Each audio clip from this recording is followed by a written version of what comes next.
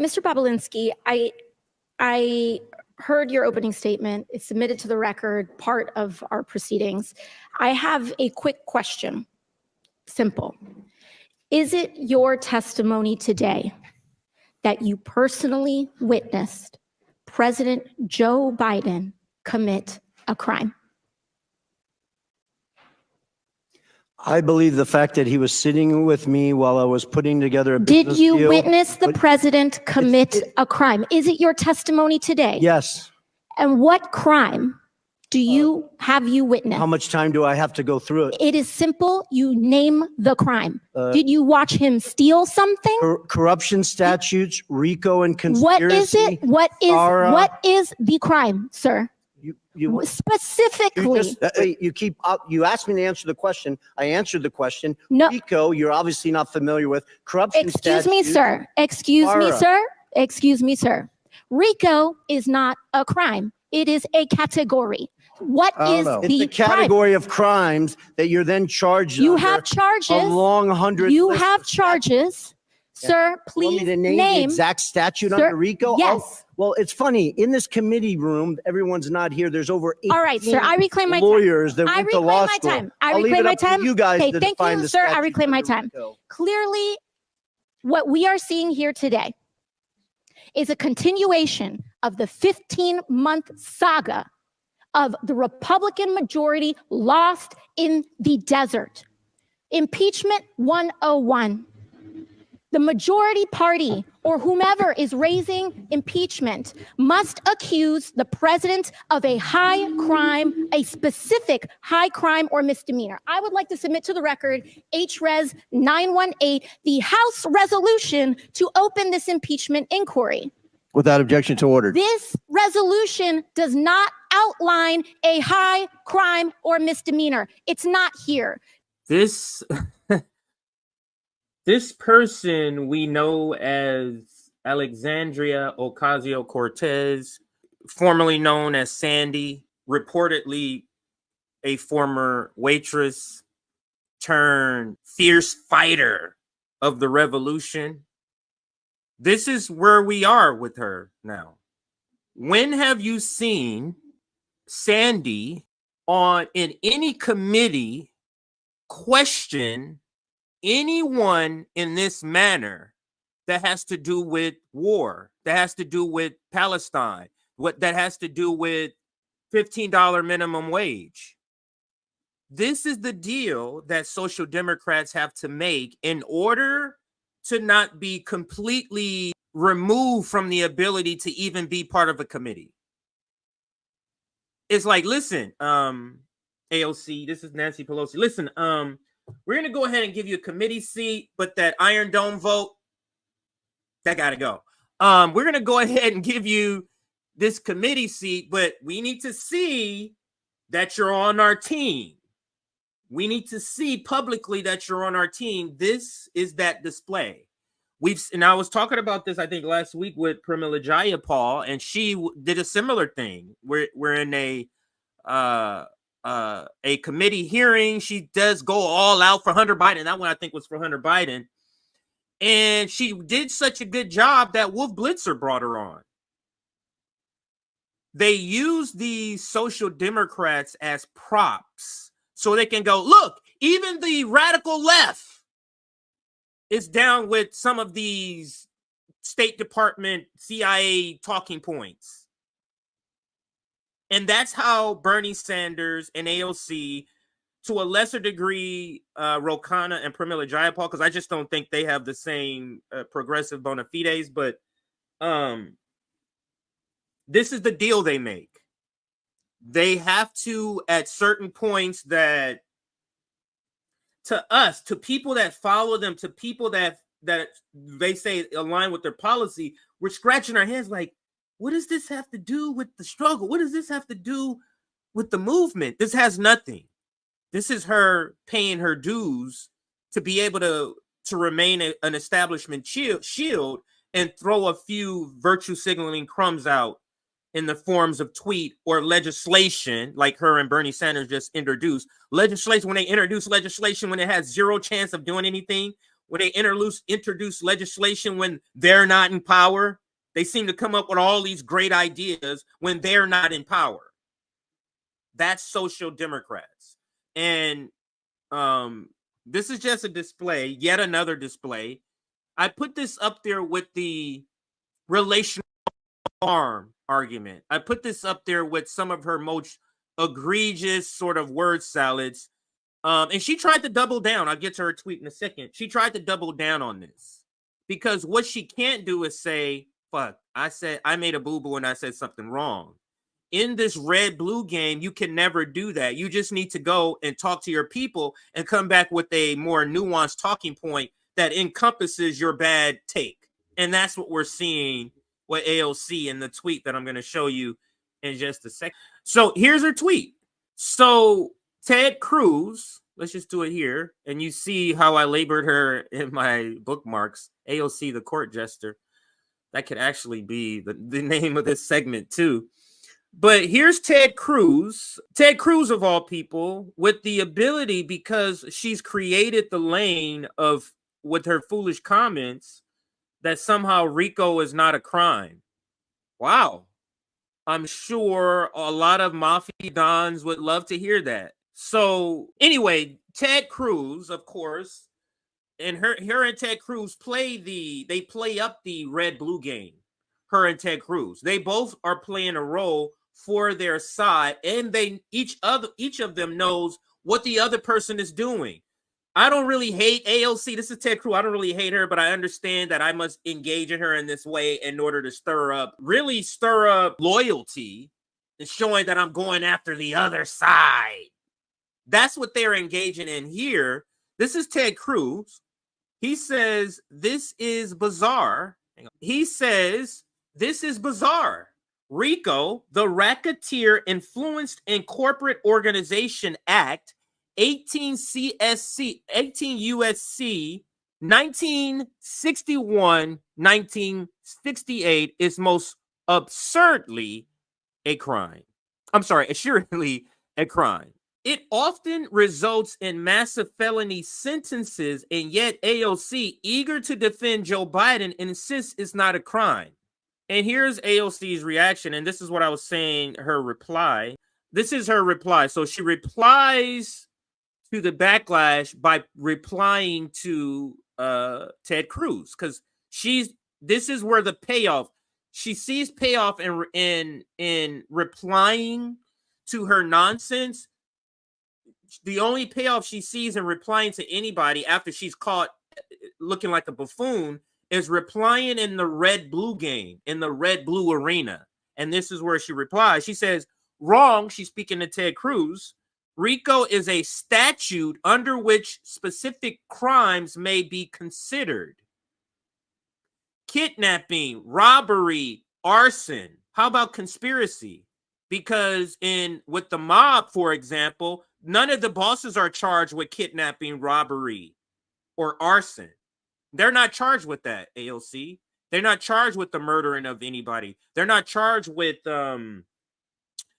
stealing of merchandise garments from the garment. They're not charged with any of that. They're far away from that.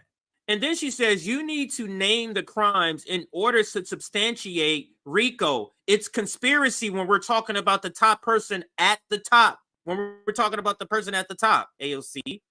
So since you're the expert, what Rico crimes and evidence does House GOP have, since they don't seem to know? AOC is acting like the defenders of a mob boss. That's what AOC is playing a role right now.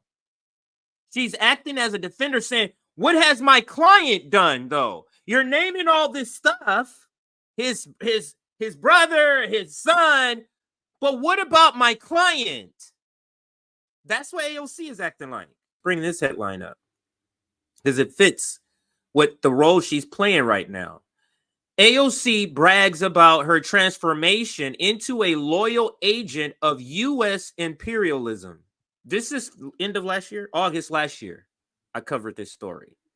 But this headline so explains the last several months of AOC.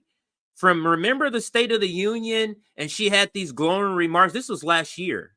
the State of the Union she had, in several instances where she appeared on CNN and or MSNBC to defend Joe Biden or his administration on a particular policy, or to give him cover against the left. Do you understand that? AOC is the person holding the shield in front of Joe Biden, shielding Joe Biden from the left, shielding Joe Biden from a non-establishment. That's the role AOC plays. But anyway, and did not remember, the state of lying stretch. Oh, wow.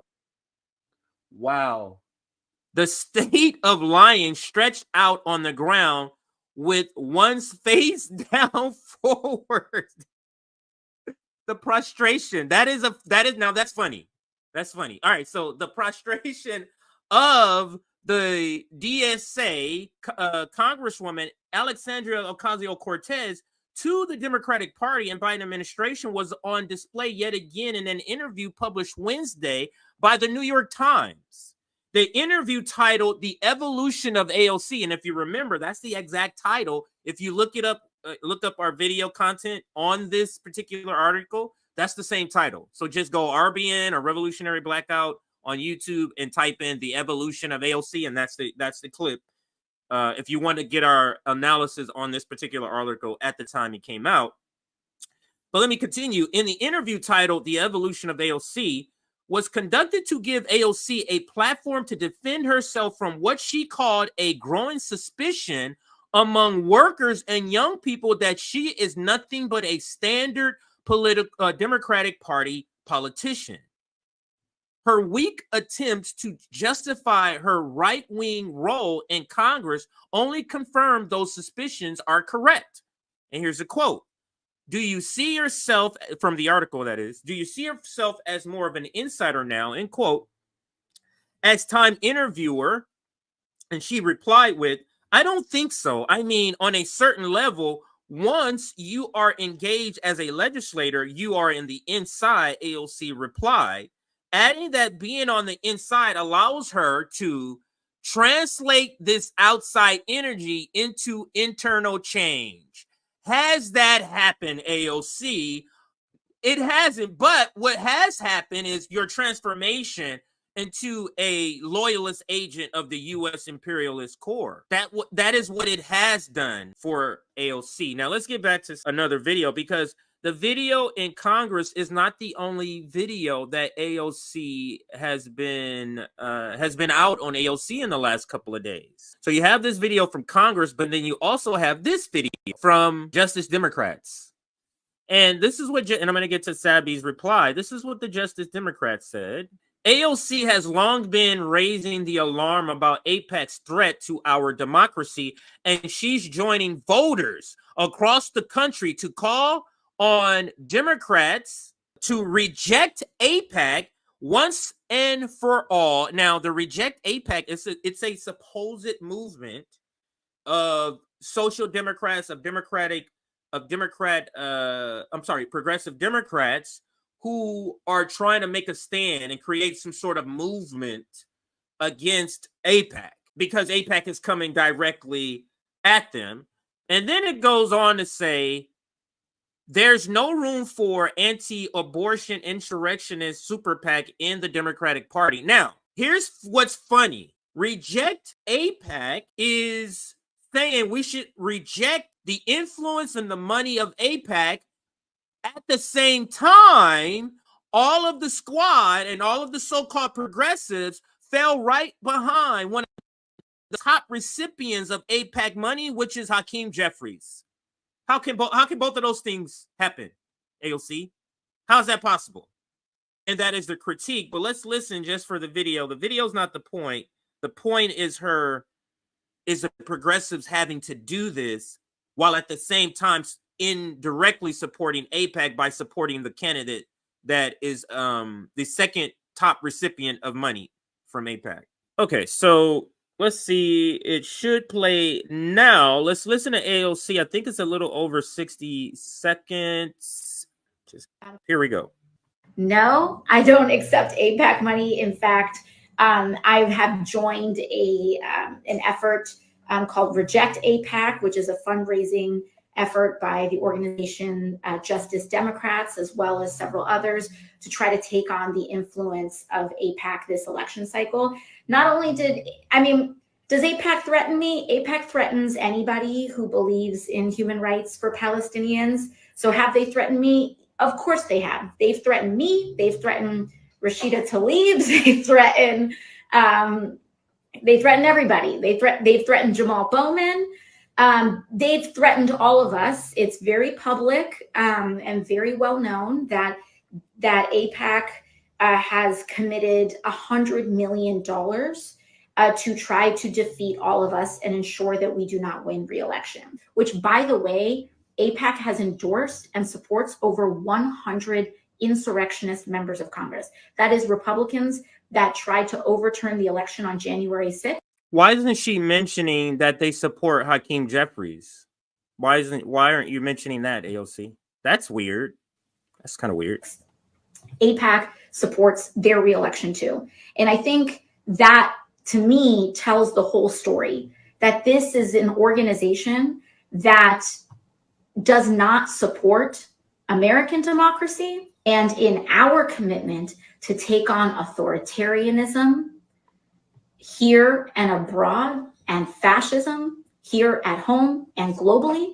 We have to make sure that we are confronting the scourge of these organizations that try to overturn the will of the people by putting in big money into elections, and also try to organize against the constituencies that actually elect people who stand up for human rights and democracy globally. So if you didn't pay attention in the beginning, Reject AIPAC is not some sort of movement to get all of the Democratic Party to stop taking money from AIPAC. Oh, no. Reject AIPAC is a fundraising movement, is a fundraising campaign. I shouldn't say movement. That's what Reject AIPAC is. Okay? Now, this video you just saw with AOC, here is Sabby making the point. Hakeem Jeffries had a trip to Israel funded by AIPAC. Richie Torres is funded by AIPAC.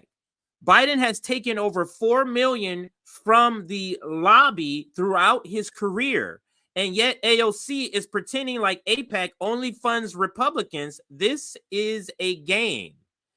And with that said, now we covered this before, but this video by Ali Velshi, and I'm not going to play the whole video, but I do want to fast forward to the people because he goes through a list. Let me see. What Ali Velshi does is talk about who's funding. I'm sorry, who are the top recipients from AIPAC's money. And let me play it a little bit. Calls itself America's pro-Israel lobby. And according now, let me see if it'll let me fast forward here. Okay, these names here. Now, so AOC is pretending as if now you have to understand what she's trying to do. That was a sales pitch. That's her being sort of a sponsor for what the fundraising campaign is trying to do with the Justice Democrats. So what she's marketing is not to us, because you might be thinking, why is she bringing up AIPAC funding supposed election deniers, however she describes them. Now, that's the audience. That's not us. What audience would that appeal to? What audience would that land and be like, what? AIPAC is supporting people that's against our democracy? Who would that land to? That's who they're trying to target to get this money. They know they're not going to get us because we're going to call out what they're doing. And you saw that in Sabby's tweet. It's like, wait a minute, you can't talk about some Reject AIPAC when it comes to you winning your seat. But when it comes to everybody else in the Democratic Party, you have nothing to say about rejecting AIPAC. This list right here shows the top donors. On the left side, there's two columns. On the left side, 10 names. On the right side, 10 names. Left side, if you recall this, I did this segment last week. 9 out of the 10 are Democrats here on the left side. 9 out of the 10. Let me see if I can read. It has some people like Haley Stevens, Stephen Irwin, Elaine Lura, Valerie F., Josh Gottenheimer. So it names people. So 9 out of the 10 on the left column is all Democrats. 5 out of the 10, so half on the right column. So if you add that together, 14 out of the top 20 recipients are Democrats. Democrats have an AIPAC's problem that AOC is not speaking about because it's not about AIPACs. It's about AIPAC. It's about saving the progressives' ass in their seats. That's what this is about. It's not more broadly about AIPAC. It's about this sliver about AIPAC. Help us combat the 100 million that they're about to spend against us. So obviously, RBN would say, do not donate to reject AIPAC. Of course not. Of course not. Let's go to a couple of other receipts here. Yeah, just some headlines here and some funny videos. So we read what AOC says. We read the Justice Democrats tweet. Here's the Sunrise Movement. Now, remember earlier I told you about legislation that Bernie and AOC and other progressives are introducing when they introduce legislation when they're not in power? Because they have no they have no plans for this legislation to go anywhere. This is a messaging bill. It's so they can go, look, I wrote a bill that did this. You mean a bill that never was going anywhere when your party was out of power? But this is just the Sunrise Movement talking about the Green New Deal for public housing. The rent is too high. So what do Social Democrats do? They're good because they're professional managerial class. Remember? So they go to school. They know how to study.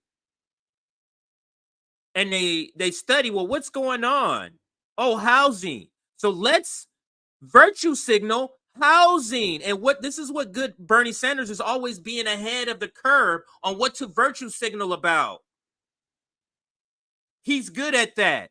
And this is just another one. But anyway, and that's them announcing it. That's the AOC is not a crime. I thought this was funny. When I was looking up AOC to prepare for the story, I found this video. It's just a funny video. It's from a conservative group, but I thought it was funny. Let's listen. Good morning, everyone. I'm a bartender. And I'm pretending to be president. We have some breaking news coming out of, like, America. That's right next to the USA. And it's, like, totally right around the corner from the United States. Oh, damn it. I think I might have left the weed whacker on again. This is an important message for, like, the universe. We just received word from Etchasketch.com that millions of genetically modified Mallories have been released into Florida. Oh, hang on. Getting to call on my burner phone. Hello? Hi, this is John Solomon. Who the hell is John Solomon?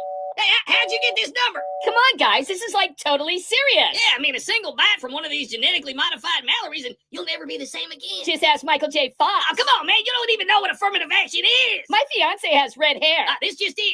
Genetically modified Mallories have been spotted in downtown Action Florida. 9's John Fetterman is on the scene. Hi, John. Hey, you guys! John, what's going on down there? This is the funny part. Wow, is, like, everyone okay? You right? Oh, man, this is horrible. Are there any survivors? Where is my automobile? It was horrible. Yeah, I think they came from Russia. There were Mallories flying all over the place. One landed on my shoulder. I pissed my pants and forgot who I was for 10 minutes. I had one land on my head. Could say I was wearing a mask, though. True story. This is truly the darkest day in American history. We're, like, total. And they always have, because I saved some other ones. I'm not going to play them, but they always have Nancy Pelosi with, like, a huge, like, speech impediment in these clips. It's so hilarious. But I just thought I wanted to insert some humor. There's a couple of more reaction. AOC pretending to be against AIPAC after voting for AIPAC's funded candidates is some next level gaslighting with piss poor acting skills. That's a great tweet. And this is just a headline. We're not going to read it. This is from the Gateway Pundit. social media users light up AOC after she doubles down on her claims Rico is not a crime. So, yeah, and then here's another headline. Just talking about AOC and Bernie Sanders trying to introduce this housing bill, and of course the Guardian, Common Dream outlets like this always help to greenwash, whitewash, socialist wash Bernie Sanders and AOC. All right, I think that's the last receipt I had, and just some more headlines. This is from the New York Post. AOC progressives revive $234 billion Green New Deal for housing. So this is not an old idea, by the way. I thought this one was funny. Let me make sure I close out this segment. This is the last one on this segment, and I read this, the headline, which AOC brags about her transformation into a loyal agent. Now let's get into a little bit of fun before I get to one of the main stories, which is Candace Owens' story. That is next. But let me just play this. This is the two Gen Z dudes that do a lot of pro-Biden stuff that getting paid by the DNC. This is a video that the conservative group made about them and some others. Let's listen. Let's watch just a little bit of it. All right, guys. Lights, camera, bullshit. Wow, the Republican Party sucks. Lights, camera, bullshit. Butt munchers. Donald Trump is a fraud. Yeah, and we don't even get paid for this. Yeah, the DNC doesn't even pay Cut! us. Nope. What was wrong with that? The DNC does pay you. Oh, yeah, I forgot. I'll delete it. And action. We don't like Republicans. No, you guys suck. You'll never be like President O'Biden. Never. President O'Biden is like the best. Yeah, he saved America. Vote for We're Obama. good. So obviously these are badly done. They're not like anything, no Kevin Hart level of comedy. But I'm sure amongst their base, these are hilarious videos. Listen to this speech impediment on Nancy Pelosi on this video. It's hilarious. All right, guys. We called you here today because we need to come up with a new way to indict Donald Trump. Any ideas? Yeah, I got one. Well, let's hear it, Hillary. What if we indict him for Russia? We already did that. Yeah, and it didn't work. What if we invite him to a party? AOC, we're not inviting him. You know what? Never mind. Well, we better do something soon, or I'm going to leave New York and move to America. Hey! What if we indict him for Stormy Daniels? We did that already. Well, can we do it again? No, we can't do it again. Come on, guys. We need some fresh ideas. Well, what if I indicted him for smoking crack on a laptop? We're talking about Trump, Joe, That's not funny. Hunter. I can All right, so that was it. Just a little funny little thing